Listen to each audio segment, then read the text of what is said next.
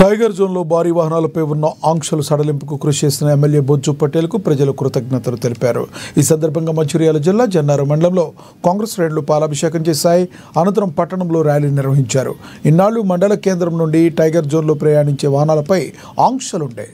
MLA కృషి ఫలితంగా ఉదయం 6 గంటల నుండి రాత్రి 9 గంటల వరకు భారీ వాహనాలకు అనుమతులు వచ్చాయని హర్షం వ్యక్తం చేస్తున్నారు. ఇన్ని సంవత్సరాల కష్టం తొలగి జన్నారం అభివృద్ధికి బాటలు పడనున్నాయని కాంగ్రెస్ నాయకులు తెలుపుతున్నారు.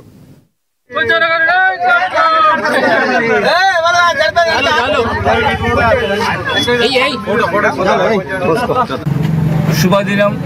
ఎందుకంటే కంబాల్ టైగర్ జోన్ పరిధిలో ఉన్న ప్రజలందరూ ఈరోజు పండుగ వాతావరణంలో పండుగ చేసుకునే రోజు.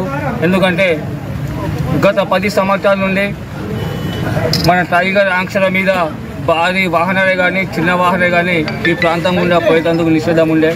2 మంత్రులు మన రాష్ట్రంలో ఫారెస్ట్ మంత్రులు ఇద్దరు కూడా మన జిల్లాలో వాస్తులు ఉండి, ఒకరేమో ఆదిలాబాద్ అయినా ఒక నిర్మల్ అయినా, 2 మంత్రులు నుండి కూడా ఈ జీవోను సాధించలేకపోయారు.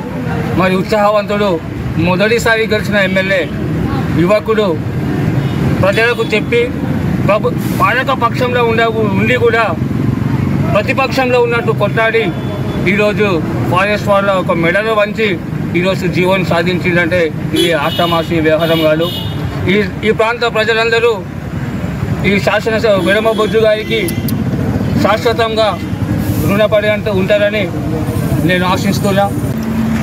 కంబాల్ టైగర్ జోన్ పరిధిలోకి భారీ వాహనాలను అనుమతించే ఏదైతే